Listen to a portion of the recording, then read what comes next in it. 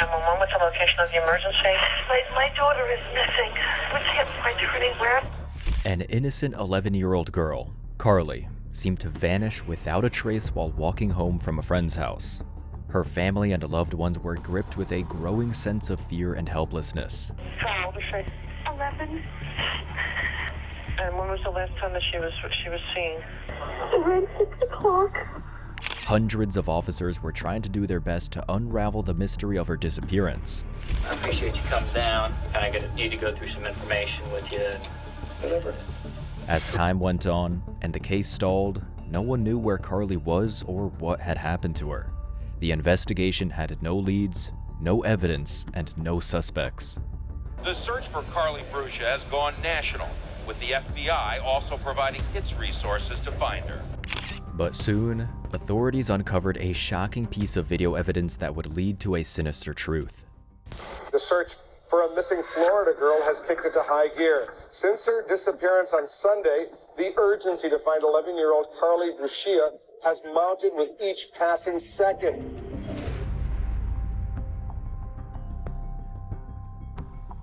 "11-year-old Carlie Brucia lived in Florida with her mother, Susan, and her stepfather, Stephen. On holidays, she would travel to New York to spend time with her father. Carlie cherished the warm, welcoming atmosphere at his home, where she was always surrounded by love and attention. Her relatives especially enjoyed watching her open her gifts, and the moments when she unwrapped her presents were the highlight of every gathering. It's Super Bowl Sunday. Carlie's been staying over at her friend Danielle's house for a slumber party, and the plan is to watch the game. But just half an hour before the game started, Carlie suddenly decided to head home. She refused a ride and chose to walk, even though her house was only a mile away from her friends. When Susan found out that her daughter was walking home, she asked Carlie's stepfather, Stephen, to go and pick her up along the way. However, by the time he got there, Carlie was nowhere to be found. 911, what's the location of the emergency? My daughter is missing. She's gone. We can't find her anywhere. I've called all her friends. How old is she? 11. And when was the last time that she was seen? It was at 6 o'clock, around 6 o'clock. When it comes to a missing child, the procedure is clear. Take action immediately. Detectives from Sarasota County Sheriff's Department wasted no time and headed straight to Susan's house to uncover the circumstances of Carlie's disappearance. Susan was overwhelmed with worry, shaking from fear, as she had no clue where her daughter could be. Officers quickly learned that Carlie had been staying at her friend's house, where she often stayed overnight. Her friend mentioned to the police that Carlie hadn't been in a good mood that evening. Apparently, Susan and her stepfather had a big argument again, and Carlie, concerned for her mother, decided to go home as quickly as possible. The police immediately issued a missing child alert for Carlie. Meanwhile, investigators began questioning neighbors and calling all of Carlie's friends. Officers thoroughly searched every corner of the neighborhood and combed through the area, leaving no stone unturned. They also reviewed school records, just in case she showed up the next day. When Carlie didn't arrive at school the following morning, detectives decided to bring in the bloodhounds, hoping that the specially trained dogs might be able to pick up her scent and aid in the search. Using a pillowcase from Carlie's room as a scent guide, the dogs picked up a trail leading west along Bee Ridge Road, the path she would have likely taken home. The bloodhounds led investigators to a car wash, which offered a shorter route to Carlie's home. In this hidden, out-of-sight area, the dogs became confused, circling aimlessly until it became clear to the detective that the trail had gone cold. Once investigators confirmed that Carlie had been walking home using this route, they concluded that she had likely been safe until reaching this point.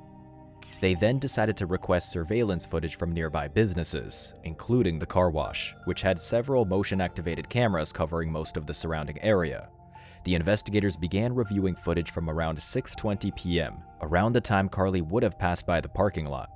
However, on the first camera, all they could see were empty spaces and passing vehicles, no sign of Carlie or any pedestrians. Hoping for a better view, they switched to a different camera that showed the lot from another angle. Despite their close examination of the footage, the investigators still didn't spot Carlie anywhere. It was strange because the bloodhounds had clearly indicated that Carlie had turned at that spot. Investigators had one last hope, a motion-activated camera that covered the area behind the car wash. Finally, at 6:20 p.m., the footage revealed something. On the right side of the screen, a girl appeared, walking toward the camera while a man approached from the left. The girl was wearing a red blouse, just like Carlie, and blue jeans, exactly what she had on that day. Everything pointed to this being Carlie. The footage showed her passing by the man, clearly not intending to engage with him, but the man approached her, grabbed her by the hand, and likely said something to her, perhaps even threatened her. Next, the footage shows the man, still gripping the girl's hand, turning to face the camera as he forcefully leads her away. While the video only partially captured the suspect's features, it was clear enough to identify him as a white male, of average height, stocky build, with thick, dark hair. In cases involving missing children, law enforcement often starts by investigating family motives first. The parents typically became the prime suspects before anyone else, especially if there's any indication they might be involved. In this instance, detectives first brought in Carlie's stepfather, Stephen Kanzler, for questioning. Stephen explained that he had been home that evening with Carlie's mother, Susan. And Susan says, hey, can you go pick up Carlie? She started walking down Bee Ridge. And I just said, where's she at? And she goes, Connie's. And I said, that's the one over here? And she said, yes. Okay, I'm leaving right now. And out the door I went. Okay. He mentioned that while he was driving, he remained in contact with Susan, continuously asking whether Carlie had returned home and where she could have gone if she hadn't. I went back home and I told Susan, I can't find her. Where is she? Okay. At this point in your mind, what's going on? I think something's wrong. Because Carlie's not that kind of person. I mean, Carlie goes somewhere, she always calls. And she's just always been like that. She'll use the phone wherever she's at to let us know what's going on. The detectives reached out to the phone company to verify Stephen's number, which confirmed that he was not connected to Carlie's disappearance. However, during his search for Carlie, Stephen noticed something unusual. He remembered seeing a red pickup truck, specifically a tow truck, driving back and forth on Bee Ridge and even stopping a few times in front of the car wash. And I said, once he got out to Bee Ridge going east, he started to slow down once he passed me. And then that's where my wife was further down. And he slowed down, looked at her, and then he just kept on going. The most intriguing turn of events happened when Stephen went back to the home of Carlie's friend, Connie, to double-check everything. He spotted the same red tow truck parked outside. He was convinced it was the very vehicle he had spotted near the car wash. Stephen speculated that the owner of the tow truck likely lived at Connie's house. The detectives looked into this information, and it checked out. Connie's boyfriend, Ron Shoket, actually lived with her and her daughter. The investigators reviewed the surveillance footage that included Ron, focusing specifically on his clothing. He was seen wearing a gray mechanic's jumpsuit with a name badge on the right side, just a standard work uniform typically worn by mechanics and tow truck drivers. As a result, Ron quickly became a person of interest in the case. Since Carlie had stayed overnight at her friend's house, it meant he and Carlie had been in the same residence both the night before and much of the following day, just prior to her disappearance. The connection made Ron the primary suspect. He was requested to come to the precinct to give a statement. I appreciate you coming down. I need to go through some information with you. Whatever. So run through it with me. Carlie spent the night Saturday? Yes. So she spent the night Saturday night onto Sunday. Right. Anything? Sunday morning, I woke up. I don't know. Nothing happened Saturday night. You know, they were giddying all night long. You know, I was sleeping in the other room. So I woke up Sunday morning, like I normally do, get up, get ready for work. So you didn't see her at any point after? During the day? During the day or after you went to work? Absolutely not. Is that what you wore to work Sunday, or did you? No, actually, I had a Super Bowl shirt on yesterday. A gray shirt. How do you drive home? When the detectives told Ron that his tow truck had been seen on Bee Ridge, he didn't deny it but claimed he was there because he was searching for Carlie. The investigators presented him with photos from the surveillance footage at the car wash. Ron identified the girl as the missing Carlie, but strongly denied being the unknown man in the video. In fact, Shoket urged the detectives to check with his workplace to confirm his whereabouts at 6:20 p.m. His coworkers and boss all verified his account, confirming that Ron was indeed at work during that time. Ron had worked the entire day on Sunday, and to back up his statements, the detectives checked his work log, which clearly showed the start and end times of his shift. Despite this, they still obtained a search warrant for Ron's tow truck, hoping to find any evidence that Carlie had been inside. Unfortunately, the search yielded no results. The detectives had no option but to clear Ron Shoket from their list of suspects. As time passed, the investigation stalled. No one knew where Carlie was or what had happened to her, and the authorities had neither evidence nor credible suspects to pursue. The detectives had no choice but to bring Carlie's mother, Susan, into the police station, hoping she might help identify the unknown man seen in the footage. Unfortunately, Susan couldn't recognize him.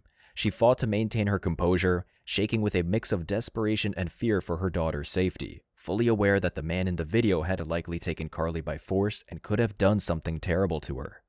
The police poured all their efforts into finding the girl as quickly as possible. They released the video footage to the media in hopes of generating leads and gathering information from anyone who might recognize the man in the clips. The search for a missing Florida girl has kicked into high gear. Since her disappearance on Sunday, the urgency to find 11-year-old Carlie Brucia has mounted with each passing second. The case gained widespread attention, dominating news broadcasts and making Carlie's disappearance a hot topic. Finding her could spin on two things: an activated Amber Alert and the watchful eye of a surveillance camera. The detectives worked around the clock, sacrificing sleep and rest while the entire department remained vigilant, determined not to close their eyes. Despite their relentless efforts, they had just one piece of evidence: the video recording, which they reviewed repeatedly, looking for any detail they might have overlooked. They were able to identify that the suspect had a name badge above his chest pocket.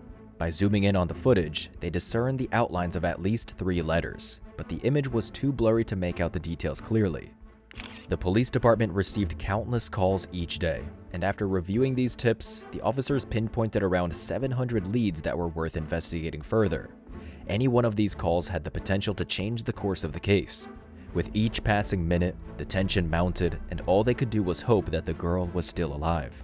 Finally, early on the morning of Tuesday, February 3rd, another call came into the hotline. The caller claimed to recognize the man in the video, stating that he was his business partner. He identified the individual as Joseph Smith, noting that he recognized him by his distinctive gait and the jumpsuit he usually wore at work. He also pointed out that the name on the badge read Joe. The detectives ran a check on the name in the criminal database and found that Joseph Smith was on probation. They learned that he owned a brown Lincoln, which led the investigators to scour all the available footage for any sight of this vehicle. However, despite their thorough search, they couldn't find a single car that matched Joseph Smith's description. While there were plenty of vehicles in the recording, none belonged to him. The detectives spotted another vehicle that piqued their interest, a white station wagon. It moved through the parking lot and made its way toward the exit onto Bee Ridge Road. Although the car's make and color didn't match Joseph Smith's vehicle, the detectives decided to track its movements. The car initially drove along the highway before slowing down and turning onto a side road near the car wash. Even if this vehicle wasn't linked to the suspect, it could at least be a valuable witness. They needed to find both the car and its driver as soon as possible. Meanwhile, the detectives proceeded to visit the next primary suspect, heading to Joseph Smith's residence. The conversation went on for about 45 minutes. Joseph claimed he had spent the evening at home and hadn't gone anywhere, something his landlord, Mimi, could verify. The detectives showed him surveillance images that included Carlie and a white man. After looking at the photo, Joseph calmly said that while the man looked similar to him, it wasn't him. With Smith's consent, the detectives searched his room and discovered 2 neatly folded jumpsuits in his closet, both with his name, Joe, on them. Throughout the questioning, Joseph remained calm, cooperative with the investigation, and friendly as he answered their questions. Eventually, Mimi arrived and confirmed Joseph's alibi, stating he had been home from 3 p.m. until the end of the first half of the Super Bowl. She vividly remembered that during halftime, Joseph received a call from his wife, who asked to speak with him. As a result, Joseph Smith was removed from the list of suspects. However, investigators found equipment for storing and using illegal substances in his vehicle, which resulted in his arrest for violating parole. It had been 48 hours since Carlie's disappearance, but at last, the investigation began to make progress. On the evening of February 3rd, Jeff Pincus, Mimi's husband, came to the Sarasota County Sheriff's Office. He wanted to clarify his wife's statements regarding their tenant's alibi. What made the situation even more intriguing was that he owned a white station wagon that closely resembled the car seen in the surveillance footage. I don't know, so you got this whole Super Bowl thing mixed up with this whole ordeal. Jeff stated that Mimi had mixed up the timing. She had been watching their grandson all evening and completely forgot when Joseph Smith had left. Joe came out and said, hey, can I use your car? I said, well, just go and how long are you going to be? He said, 15 minutes. So I said, all right, go ahead. What was you wearing at the time? His mechanic suit. Describe it to me. Gray. Yellow. Jeff Pincus's testimony directly contradicted Smith's alibi. He claimed that he had given Joe the keys to his station wagon on Sunday at 3 p.m., but Joe didn't return them until Monday morning. When I got up at 6:30, no car. 7:30, I'm ready to get up, walk out the door. Who shows up? Joe. Where the hell did you get? What do you look like 7:30 Monday morning? Real clean. Like, he had a good night's sleep, or he's real happy, but he just looked like he had a wonderful night. Jeff recalled that when he got into his car, he immediately noticed something was wrong. The back seat was reclined, belongings were scattered everywhere, and Joe's behavior seemed strange to him. That morning, he had seen the news about the missing girl, including photos and video clips. Jeff quickly recognized the distinctive name badge, the gray uniform, and the haircut that were all identical to Smith's.